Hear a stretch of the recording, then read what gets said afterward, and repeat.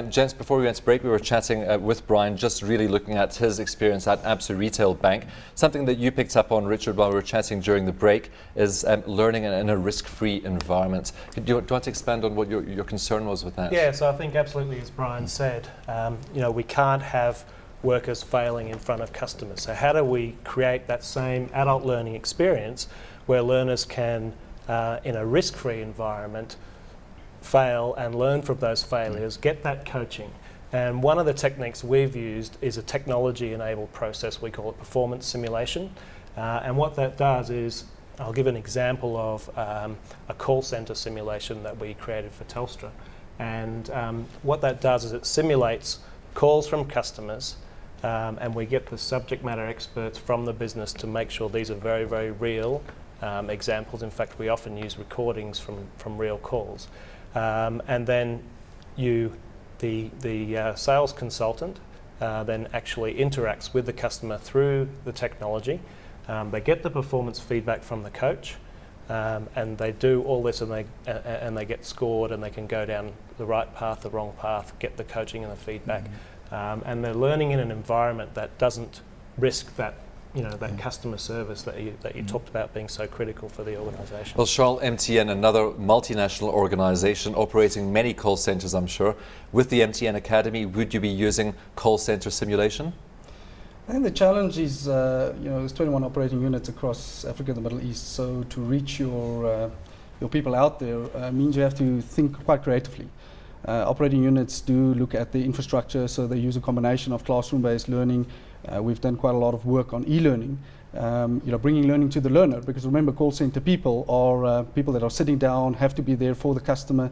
So how do you also create that learning environment, and how do you also blend your different learning approaches to make sure that it's conducive and that it's safe and that you're getting the maximum impact? So it's quite a combination. There's regional learning centers we have in Dubai, in Ghana, in South Africa that we use to bring people together, and to also have peer learning, to have the sharing of others. How can others help me solve problems? How can the call center supervisors learn from each other? And it also gives an opportunity for people to get out of the workplace and go in and experience experiences at other operating units. Stephen, can I just come in? I think one of the mistakes we've made in the past as a learning and development fraternity, and I'm speaking globally, is that we kind of adopt a one-size-fits-all thing. All employees need this kind of training, so we just pull them into the classroom. I found Mark Rosenberg's model very useful, in which he segments employees as novices, those coming in new to a business, new to an organization, new to a role. And for novices, classroom training might be the best thing. But of course, dynamic classroom training with lots of e-learning and so on. But those who have reached a certain degree of competence, and those are the second category, competent people, might not put them back in the classroom. Let's rather get them some proactive coaching. Because what they are saying is, look, I know how, just show me how to do it better. The third category would be those who are more experienced. And for the experienced people, we don't necessarily need to put them back in the classroom. What we should rather be doing is giving them some knowledge management stuff, access to information, access to people in the company that have got that expertise. And of course, the fourth category is the masters and the experts. And these people, we could really look at using them as part of our learning and development programs. So I think if you adopt that kind of approach, it's not a one-size-fits-all. It's really meeting the business need in the quickest possible time and most effectively. Steve, would you agree with that? You've worked with a number of organisations in South Africa, also with learning programs. I certainly would, Brian, and I mean that the concept that we all know so well, blended learning, obviously, and it's the appropriate form of learning for the environment where it's taking place at a point in time. The Accenture situation is always quite interesting to me in terms of how we deal with 189,000 people across the world in the same sort of way that, Charl, you talk about those challenges, and how we in fact make sure we get our compliance training and our compliance learning and our taking place across our organisation. And things like mobile devices now, very important tools to make sure learning takes place when it's needed, in the quantity that it's needed, at the right level. So you have to keep on keeping up with new technologies and using those in the learning process. And that's the whole innovative side around learning, which certainly I find very exciting, and what's taking place. I mean, we talk about social networks and the learning opportunity that comes out of using social networks effectively. Facebook is a very clear example of that. People getting the information that they need at a point in time, not too much, not too little, but the right amount. And if they want more, well, they can go and get more. I suppose it's quite easy to share experiences if you are using social networks at the same And that time. makes it so much more real, because that's learning by doing and experiencing and hearing other people's experience. I remember learning the term vicarious learning from others. I mean, that's happening through these social networks. And what you're getting through these social networks now is you're getting companies create their own internal Facebook because they want to keep that information, and they're concerned about privacy and confidentiality. But you could recreate the access to networks, the just-in-time learning. Everybody can create learning content inside your own firewall and your own. As long as you're not spending all day on Facebook, though. Yeah, we've got a step further.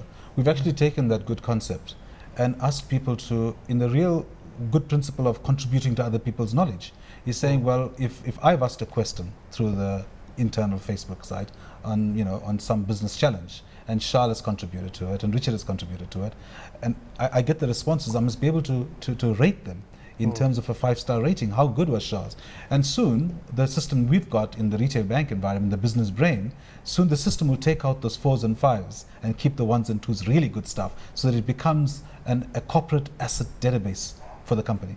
Well, Charl, perhaps just tell us a bit more about the MTN Academy, because of course you say the company's in 21 countries, you have 3 regional learning centres. This has all been set up over the past number of years. How do you measure the success of that academy, what it's actually delivering for MTN as the company?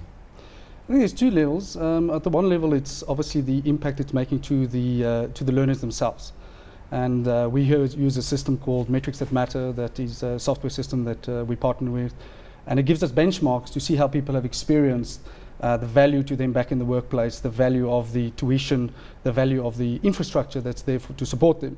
I think on the quantitative side, it's more looking at benchmarks. We have a very rigorous set of benchmarks in terms of total cost relative to the investment in learning, total cost of learning relative to profits. And we have started seeing reductions because we brought in efficiencies. And those efficiencies come really by sitting and saying, well, can we substitute classroom with technology? Can we do train-the-trainer models as opposed to being totally reliant on external suppliers? Price renegotiations, supplier partnerships. And that has all been built into the scorecard and has started showing efficiencies that have brought costs down. So to make sure that at the same time, as much effort you're putting in, that your returns you're getting out is being maximized. Well, Richard, of course, because at the end of the day, companies are owned by shareholders. Shareholders want to see profits. Does the learning experience have to align with profits at the end of the day? Look, I think there's probably 3 key areas where you're going to get benefits out of the learning program. Firstly is reduction in terms of the actual learning costs, so moving people out of classrooms into more cost-efficient ways. Secondly is your actual workforce benefits, so increasing your speed to competency, your productivity of your workforce, and then third is the top line, the business benefits, so increasing sales,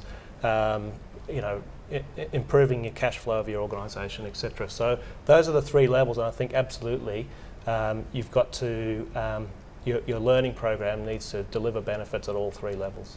Of course. Sorry. To add to that, which is let's say in ABSA now we've moved, the new CEO has brought in the whole customer-centric focus. So I think it's important to measure how the customer experience the learning program. Is there a benefit for the customer? And we've actually done that through the LEAP learning programs that we've introduced to retail. And we found there was an 8% improvement in the customer service monitoring score because of the new learning strategy that we've improved. So I agree with you, Richard. And of course, a positive customer experience should, at the end of the day, feed through to your bottom line as well, shouldn't it, Brian? Absolutely.